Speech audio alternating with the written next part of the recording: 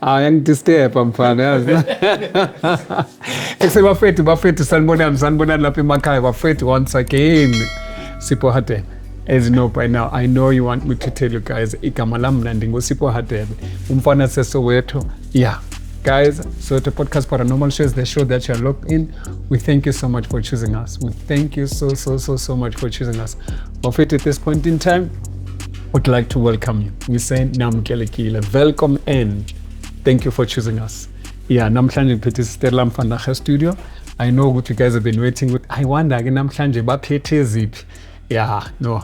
It is ukuthi Sister Mphethele Mfanaga. So don't you go nowhere. Hi sister. Yebo njani? Ngiyaphila njani? Ngiyaphila. Sure. Yeah, no, yes. Usivakashele today? Ngivakashele. Sure. So igama lami ngophilile kaSibiya. Okay, Mama Sibiya. Ngazalelwa emakhaya eThekwini. eMlazi. Mlazi. Yeah, so ngakhula vele ngiyingane like ngisasemncane baba mangishiya ngisasemncane nogogo wami. Angishiya ngina 5 years waza ngapha eGoli azosebenza. So ngakhuliswa ugogo kwakumnandi vele ekhaya sasizwe eziningi. So ukukhula kwethu lapha ngangiyintandokazi kagogo ngoba yonke into nje ugogo wayehlala ngithatha hlala sihamba sonke indawo afuna hamba kuyo. Okay, so sakhula kwaba firstborn. Hayi vele ngingane eyodwa nje kubaba. Okay. So ngafuna lutho yazi ukuthi uViyasi ubaba makasebenza eGoli uyathumela imali angithi bayakhuthala lo gogo yazi ukuthi hayi lo vele simphathe special nyana. Yeah. So ke hayi bazo lokubathumela imali. I understand. Kubalula nje makonjalo. So mangikhula khona lapho ke emakhaya kwakumnandi vele. So kwakuhlala njalo like into yazi behlala enzeke emakhaya kwakuhlala kushona so bengisasencane nakhona benganaki yabona. Ngokuhlala nje kuvela ingcwabo.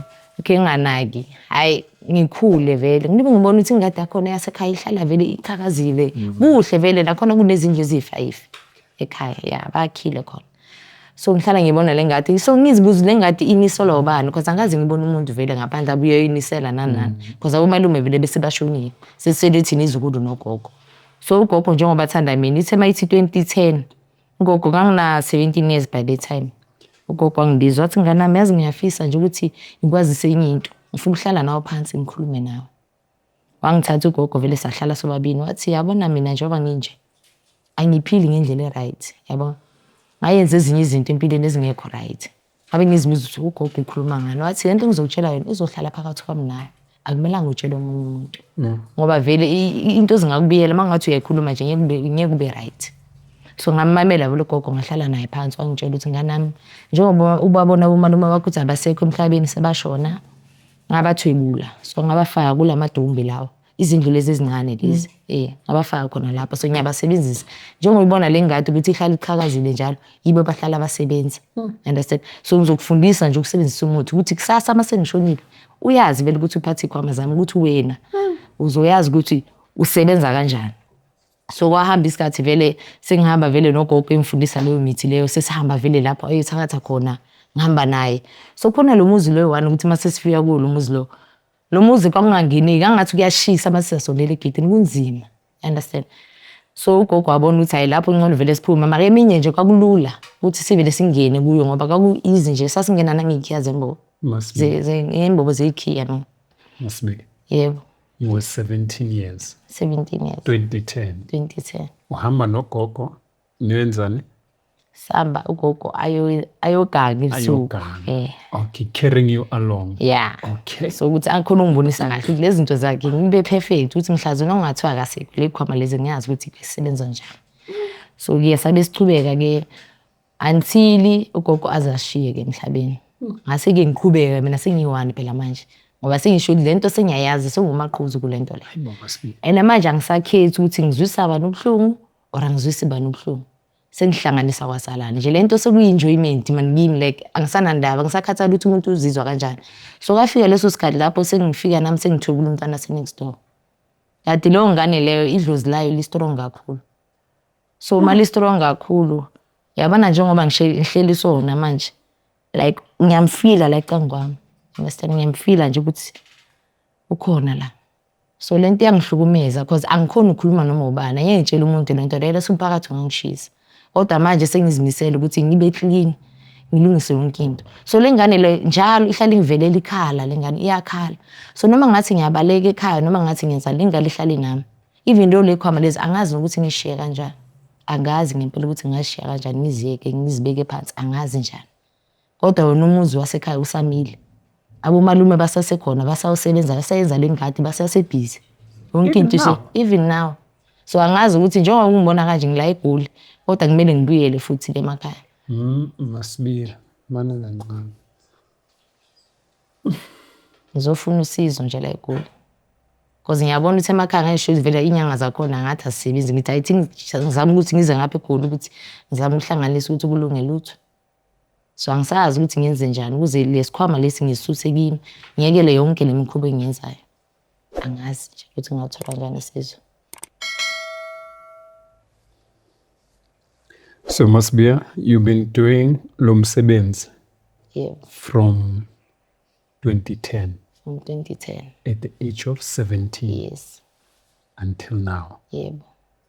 Right. You became so good at it. Perfect.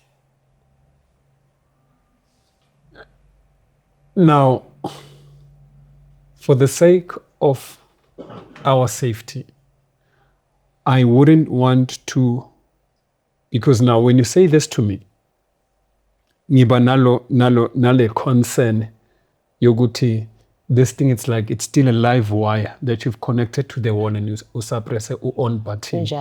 Isakijima. Yeah.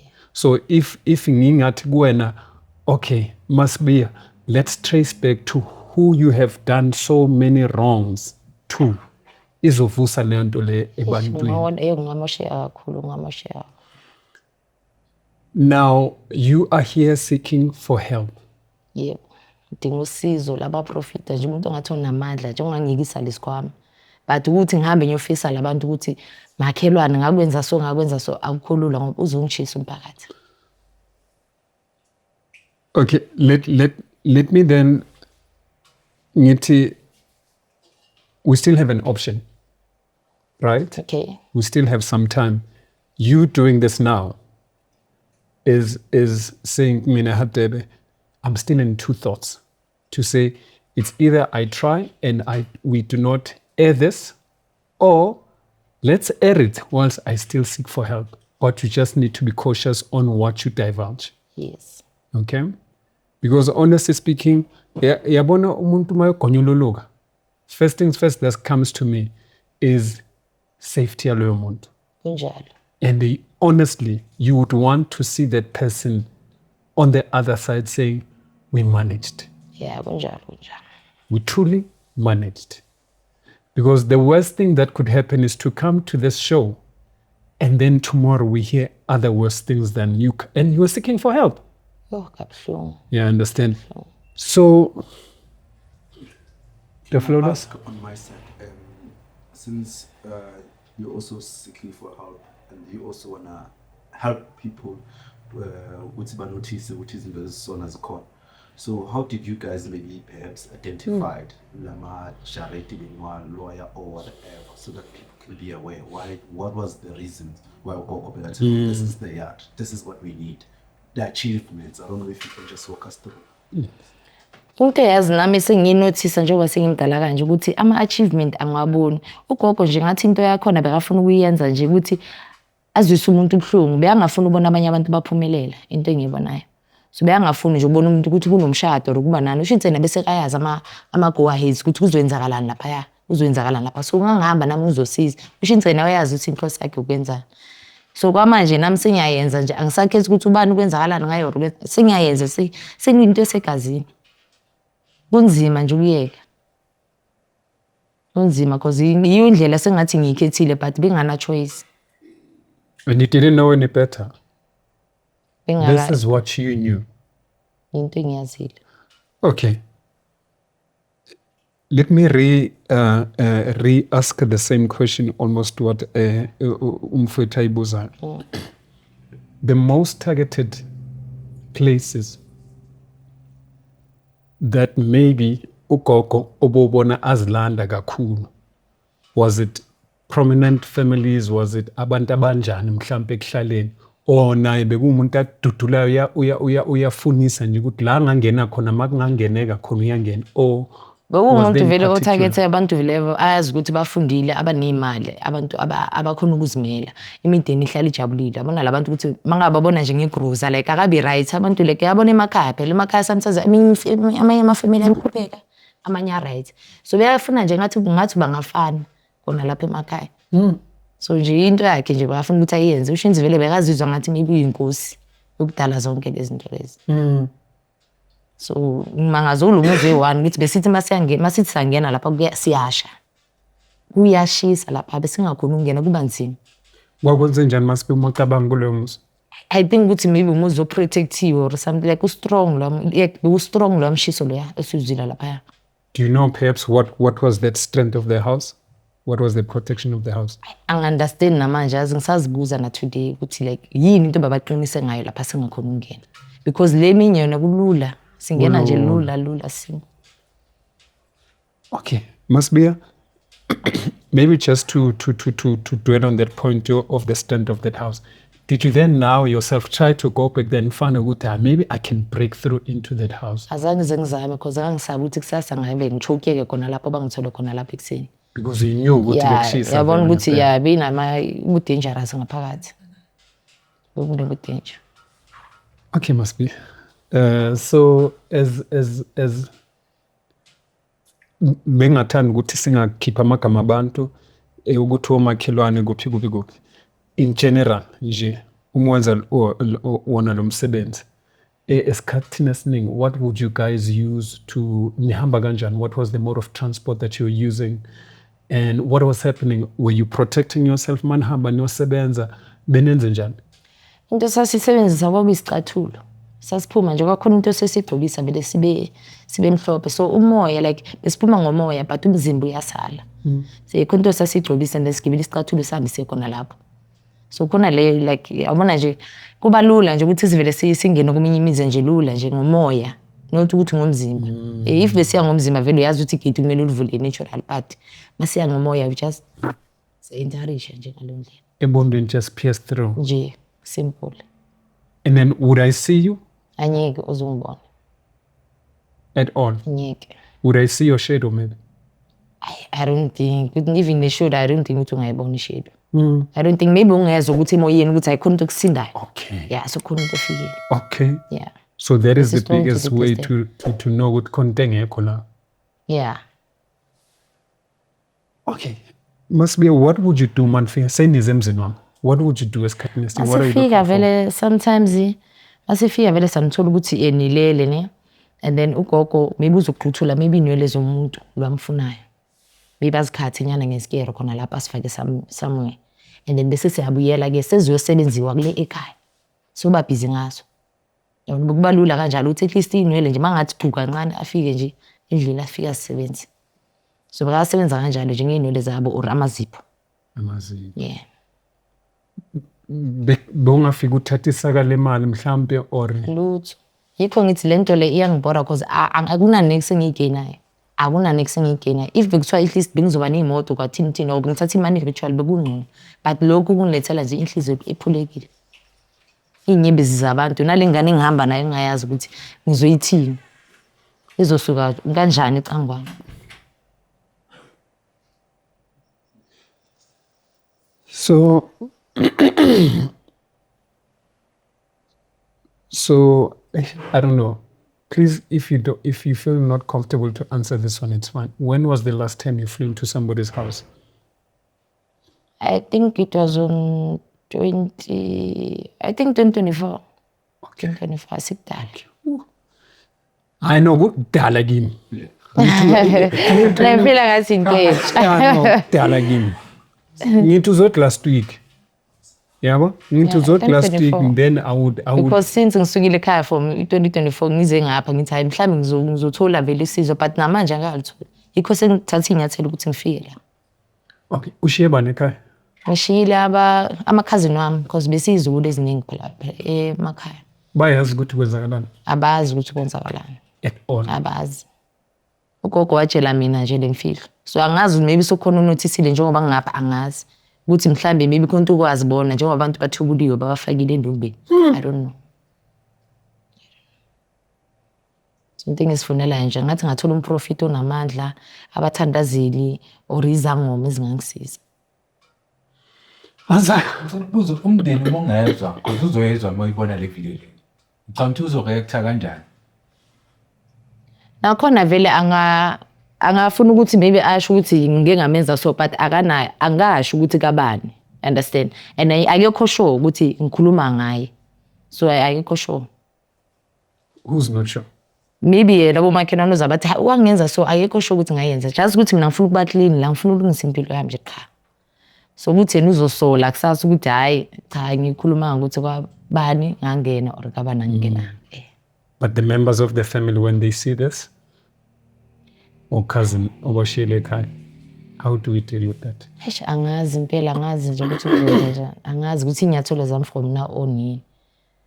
But mhlambe angazi nje ngiyazi ukuthi ngididekile ukuthi whether ngikuthi ngiqhubeke or ngiyeke I don't know. No, hang on.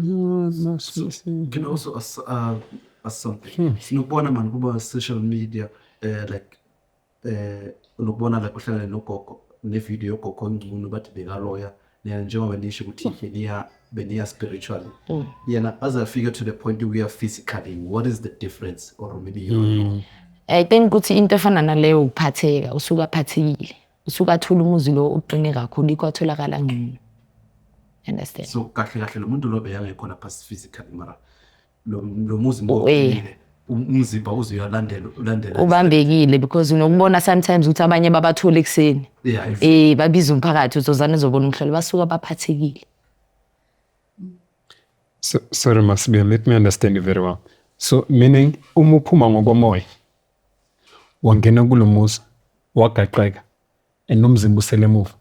So uma usugaqeke kusho masogaqekile lo umzimba usekho lo sola so uzovela uphaphama. Because angithi mabakuthola ekseni akumelanga ilanga phela liphuma. Angithi siyazi lento singena ngo12 sichesa ngo4. Ngo4 uyabuya uyageza. Uyaklina. Makushaya u6 usoqedile into zakho. Ungarelaxa ke the whole day. Umele isikhathi sokungena emsebenzini. So mugaqekile umzimba wakho moves from where it is to where your spirit because is now. So ubambekile khona lapho. Really? Usho ukuthi uzophaphama ngoba ilanga selila. Akumelanga ilanga libe khona. So ufika kanjani nomze it will fly through until where your spirit is. Izovela uzothi manje mawuphaphama uze bese ula umzimba wakho. So ifuna ukuthi uyenze izinto zakho ngobumnyama. Ngobumnyama.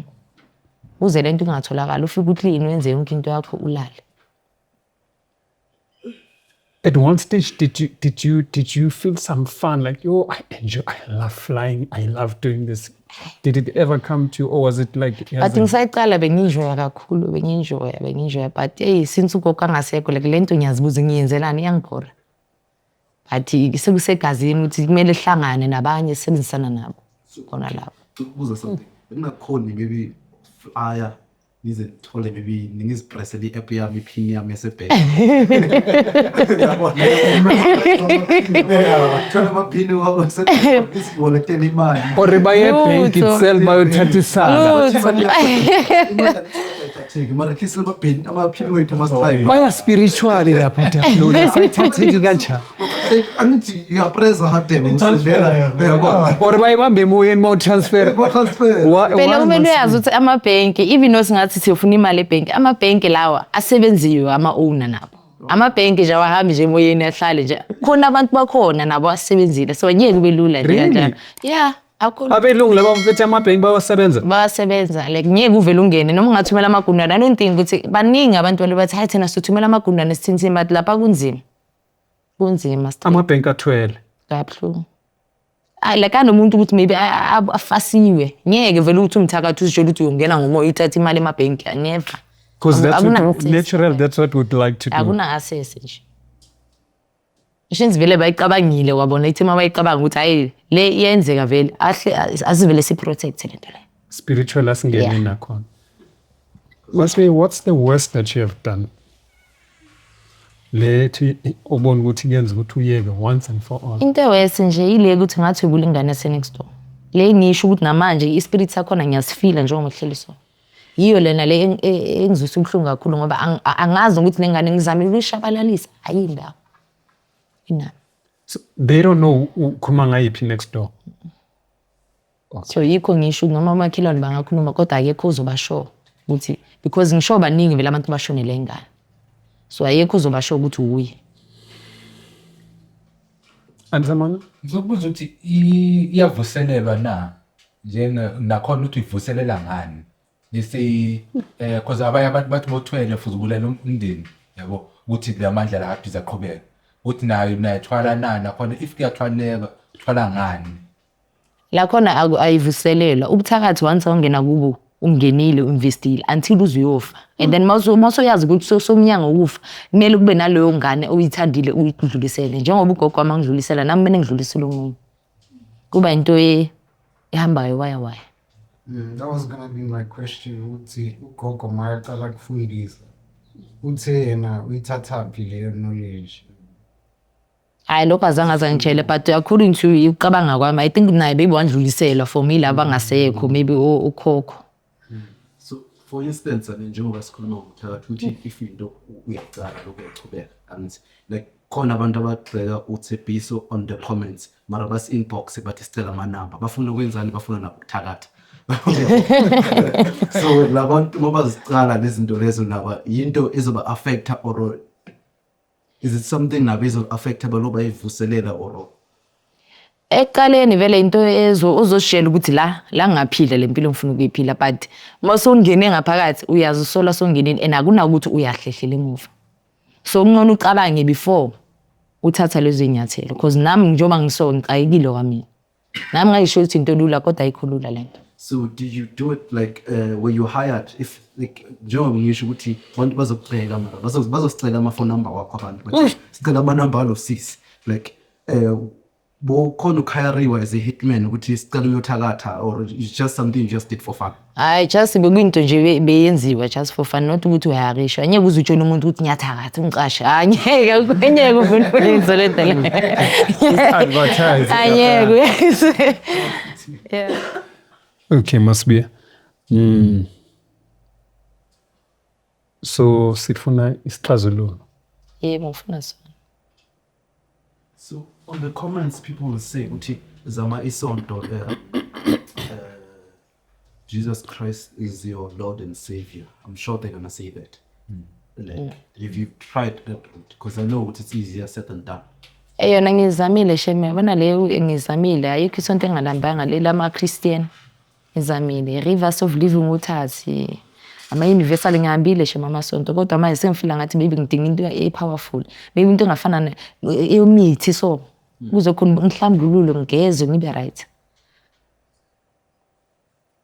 So in other words ufuna I don't know how to use this term but sort of like ufuna umthakathi against umthakathi. Yeah, I think that's why kuthiwa ipain nayo ikhishwa ngepain. So I think nale mhlambi ingasebenza umuthi ikhishwe ngomuthi.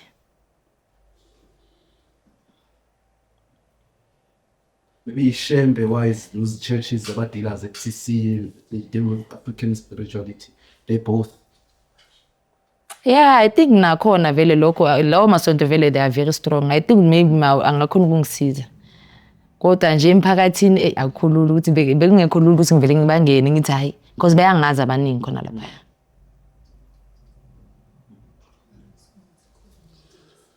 Must be.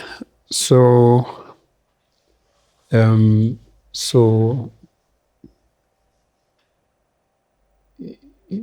ukhona umuntu ohlekisana naye? Hayi anginayo yazi. For years since Yeah, till now. till now. Akukhona kana. Akuphileki nendoda. Akuphileki nendoda. You shouldn't or you can't. Like angikhoni nje akuphileki nje akumelanga ngiyenze lento leyo akuphileki nendoda. Because izongithithiza imithi nami izoyekela ukusebenza. Understand ukuthi masoleni nendoda phela songcolile. Wouldn't that be the solution? I don't think. Not really. I don't think. But do you hear what I'm saying? No, we should make it out. No, ngicela sitholele out. Hayi. Lento zingabuya zingishaye. Mana masibi. Angithi manje siphuphisa lento le. Le? Cha Yeah. asisho ukuthi lala naye. Cha. maybe kuba khona kwakhe ukuthi akukhipha ama-out ube happy ujabule nid-restaurant mazikubona ujabula ziyaqala ziyakwata sekajabulile. I don't think ukuthi ngasebenza because lento kumele ngiqhubeke ngayo, kumele like ngihlale ngiyenza like isegazini lento le. Like ngamshiya kwayena alele lapho ngihambe ngiya lapho ngiyakhona. Like lento isegazini angiboni ukuthi ngaphila nomuntu wesilisa. Angiboni nje tu. Isegazini for the fact that uqala usemncane. Ngisasemncane namanje ngiyezwa mani ukuthi sekuyisikhathi nyana ngathi ngiyekile kodwa manje ngiyezwa ukuthi angibe right. Now uThembisa ufuna ukubuza. Tshepiso? Okay. Ngingafuni ukubuza ngifuna ukutshela kule part le ndoda. Angikaze akhona ukuhlela le ndoda. Nanoma angayithola yena self lezinto lezi zakhe sizoyenza ukuthi le ndoda le idineke. Angibaze bazohlekela na 2 minutes kube fok. Kahle kahle ukhontrola yilezi zinto lezi bamnikeza. Zemkontrola angikaze ahlele le ndoda. Angayithola indoda imthanda kodwa indoda iyogcina sidile. Imshi. Njengoba ngaqhwatsha nomqhatshwa. Njengoba esho ethi uthintshula abomalume. Sho ukuthi one of abomalume bakhe yibo abahlele emzimbeni wakhe. Yabona nalentambo lengifakile emnyama le iyaqhaza ukuthi ngihamba nabo like angisaba nokuyihlephula because angazi ukuthi ama-outcome akhona ngaba yini. Njalo. Yabona ile mnyama le. Ilokhu incane ngaka. Wafa gogogo. Ngafaka ugogo the time ashona. How old was your grandmother when she died? Did she live long? Yeah, uphilile because bekana 84 by the time ashona. Okay, Masibia, maybe let me ask you this quickly. So what made you to feel kulesimo sokuthi yazini khona this conviction ethi ngifuna nje ukuyeka kunokuthi yazini I could just choose to continue and then just ngiqhubeke lewo goga aphile ngakhona naye. Hayi ngifuna ukuyeka mina ngiyayidinga injabulo ambheke like azange enjoy ngisasemncane azange ngisithole isikhathi sokuthi bengidlala nezinye ingane since ngingene kule industry like angazi ngibe yini since nje ngibe ngenza lezi zinto eziphuma endleleni so ngiyafuna ukuthi nginjoye nami ngibe nazo ezami ingane nami ngingene maybe ngishade ngibe umuntu ngiphile njengabanye abantu ngitshela ukuthi isikole angisazi ngitshela nokubhala igama lami phansi ukuthi ngiyabhala kunzima.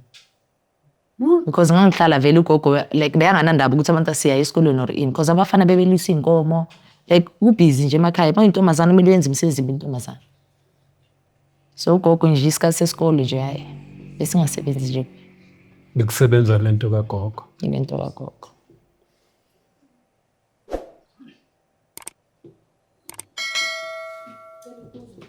Uyivejeli nabantwana. Hayi ngaganga nasasemncane ngisona itshitsho kodwa ingane anginazo.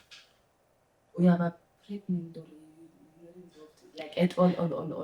Or khona la white night what. Zange aba meet ngaganga ngisakhula so angisona itshitsho. How many years ungaganga?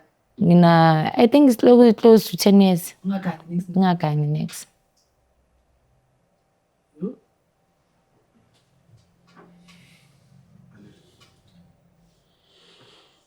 Abafana bayakutshela manje bayakubona nje.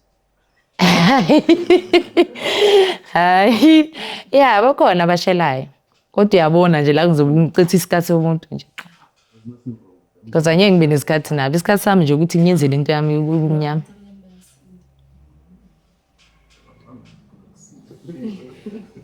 So must be this was 2024 mugcina. Yeah. So how have you been surviving? Tisikhume nje ngo-2025.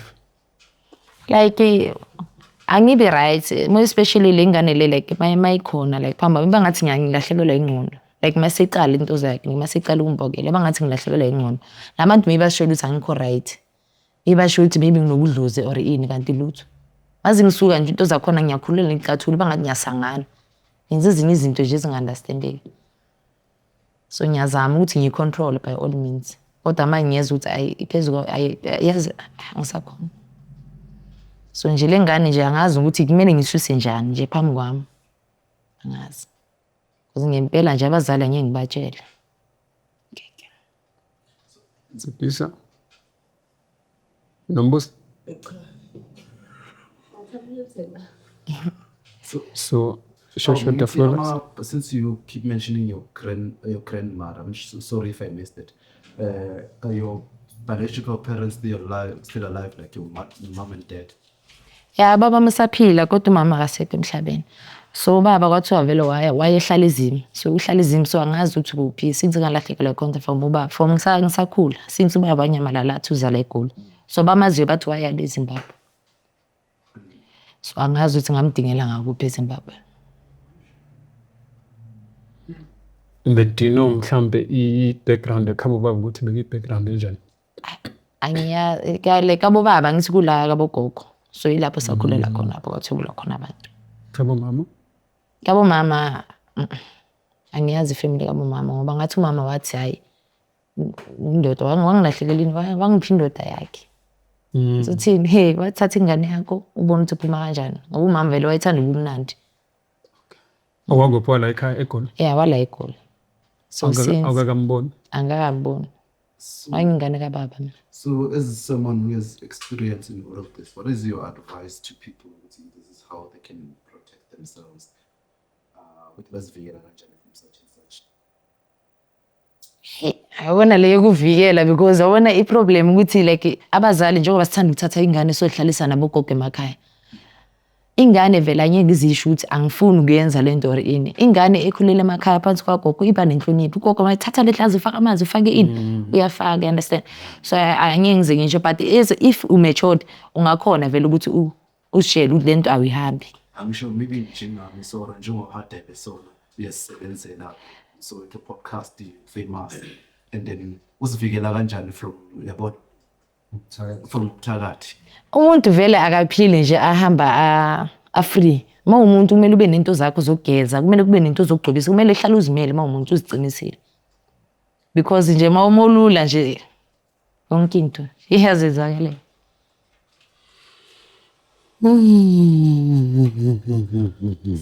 As much as basho ukuthi uNkulunkulu usizisizayo. So now at this point, if maybe let's say you had a child, was it possible now to uzigrumele? Bekuzoba nzima. Bekuzoba nzima nje impela. Because uyabona ukuthi bengizoyifundisa kwayona lento engiyenzayo naye bezohamba le ndlela engihamba. So ngithi ngiyabonga lapho ukuthi at least angabi nayo ingane. Letho ngithi ufuna ukukhuleka manje ngoba isikhathi sami sesavuma ukuthi at least ngakhona ukuthi ngiphile kahle lo my life at the age of 34. So unembezo sasekhona? Ukhona unyembezi eshamiyeke uvela uphele nje kanjalo. Kunzima nje nabantu bakhona nje kuba nzima ukuthi ngibabheke emehlweni sibhekane kanje. Mangidlula nje isawubona ngibheka phansi ngoba lento nje ziyangidla into ngizenze kubo. And bona bazi ukuthi Abazi ukuthi kwenzakalani. So ungahleka nesitha sakho ungazona Kunjalo. Iyahleka nesitha ungayazi vele ngeke ubazi abantu abakuthandayo nabantu abangakuthandi. Okay, must be ngicela ukubuza uma ubheka wena uyigugula impilo yakho probably in the next 5 years. Do you see the possibility of you coming out of the situation and triumphantly? Ubone ukuthi bafethu la ngiphuma khona. I'm going to change my life and I'm going to teach others good look. I'm going there throughout the whole world just do you see a way out for yourself? Ya ngiyabona ngathi ngizothola isizo if ngiyalithola lezi ngigcine sengifika la mhlawumbe isizo ngalithola kuyinyanga lezi ezikhonayo vele ukusiza abantu. Ibisizo ngalithola but ngiyazibona vele sengiphumile kulento le. Like sengithatha ngathi nje ukuthi ngike ngabuye endawo into neso you understand the situation inzima lengiphuma kuyo. Abangamayeza angaka wasted life nje. For just nothing. Nesikolo nje nokubhala igama ukuthi it's a problem. It's a problem. Ukufunda inkinga. Inkinga. So manje uqalela phansi must be. Kunjalo. Mangizoqalela phansi sengimdala kangaka bayongiqalisa kuphi. Hayi le sodina namase okwamanje nje ukuthi silona sithile nale. Ne and then the rest alokubana. I look, honestly speaking, because you can work and do night schooling, so it's not much of a train smash log, honestly speaking. So in my head manje must be kufika ini kumina. Kufika two things. We release this video ungakabi ungakasizakali, or we release the video ususizakala. You know, these are the two things that are playing in my head. But if I was in your shoes, what would I then choose? Okay, we've recorded it, I've came, and then I've spoken about it. That's the first step. But freeze the video. Don't release it yet. Where we can assist Tina Manj, where we can assist to say, okay, let us go back and say you would guide us good to have to be any form of help that maybe from your guests that have came through. Give me the numbers where I can contact and find out and make my own decision. And then after you've gotten help, you come back to us and say, this is the help that I've gotten. And then we can release the video. I don't know, Flawless, if that makes sense, so that we have a before and after of Yaga must be able to, this is the before. In the middle of the before, she got assisted, and then this is the after. But we need to release the video in order for people to say, I can help them. Hence, I was making an option to say, from the list of the guests that we've had, we can give her options. We won't choose for her. Yeah. We can give her the numbers of the people that has came that are dealing with this in particular. And then after getting that assistance, then she comes back and tells us, good, now she is free. Yeah, no problem. We can do that. I don't know. Because now Pastor Sifat, so it's no longer. Yeah, let's call it. Yeah, we can do that.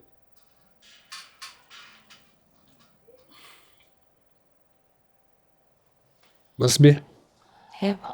Yeah, no, you see, yours, it's very interesting because it's live, like I said. But for you to come to the show, it's the beginning of the progress. Yep. And the first step into getting assistance. So you see, to me as well, I'm very particular and choose who helps you. Okay. Yeah, no, Leo ngifuna uyazi ukuthi to whomever that will give you the list, I'm always hoping ukuthi it won't make things worse or being used to do even more. You know, uTshepiso once shared something to us ukuthi, you know, umuntu makazofuna usizo ufike wena umqedelele. So that's another thing that Uhateb is also conscious of. But wherever we send you or we give you the list of people that we think can help in this situation, you now need to use your wisdom to say, okay, uyafunda angisho ukuthi uyolwa because unamandla akho unamandla akhe. Seniyalwa lapho senishana ngama lightning sekwenye manje ikhakantsuke ke manje. Because I don't take what you are going through for granted. Honestly, I might mletha ngithi nyama ngizwe udle mina. Kunjalo. So angifuni ukututsa amandla akho ngabona ukuthi kangakanani kanti wenza kakhulu. Ngizithola so igobela ukuthi hate bengithi ngikhiphe. Uyabona ukuthi so phansi kwenyawo zami. And then I think ngidala ngihlangana nabantu abanjengawe. Enesani yazi nithi ngiyenze ngiqede ngawe fast.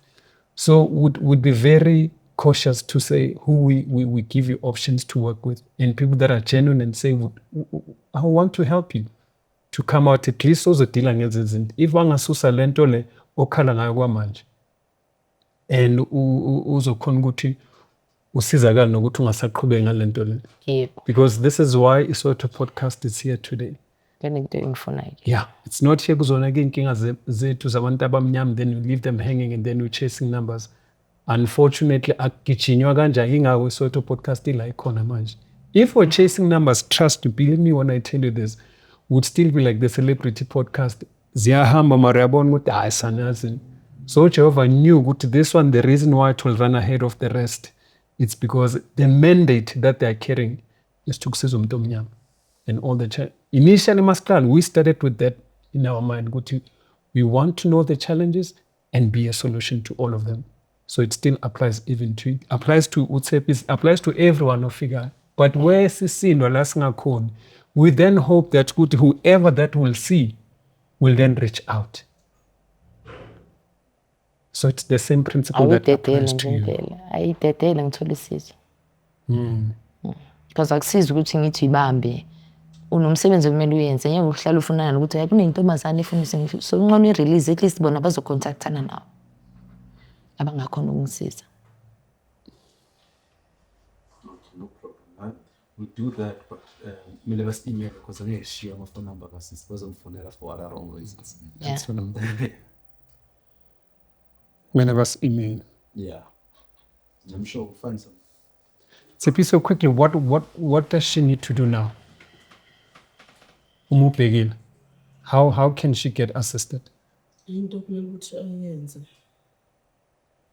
bengizothi buyela ekhaya uye kulezo ntombazane lezo abafake kubalulekile ufike uchume uze then lo muntu lo ozokusiza azokhona ukuthi akusize ngalezi zinto ngoba zisemzimbeni wakho so funa ukuthi zikhishwe engathi uyabuyela ekhaya uyothatha khona ngalagogo eshiyeze le ntombi lezi afaka abantu kubo because la bantu laba sebaphila phakathi kuwo ilife yakho angeke usayibona because I said nawe injabulo uyayifuna indoda angeke uzuyithole ingane angeke uzuyithole so ukuthi nje ubuyile ekhaya uyocupha la ugogo afaka abantu kubo nale ngadile angazi ngathi ngandiza manje Sure. sikwasakungame ngiyenza Mana, Tshepiso.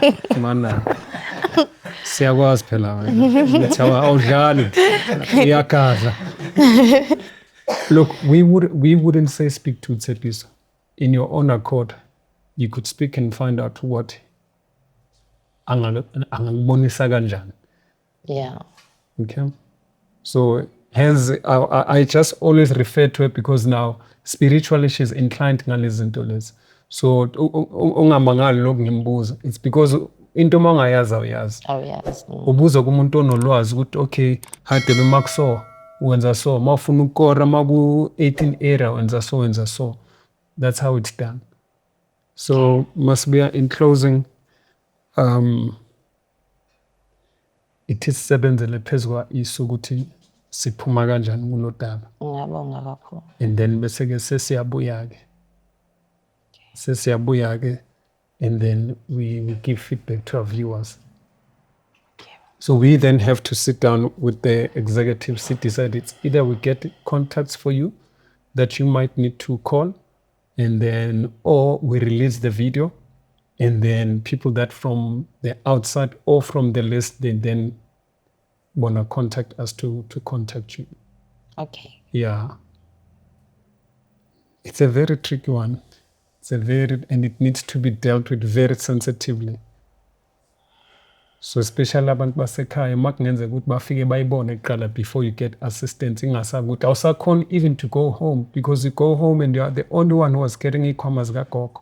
Now you can't even gain access. So hence I was saying to me the option that I would take is that let me get people that will help me first. Get people that would help me first and then it must keep at the second interview.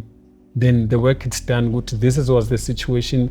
Now this is what I've done. Now this is the outcome. So that when they see it, they now see good. It must be a case sensitive and yashe. She think good to see similar.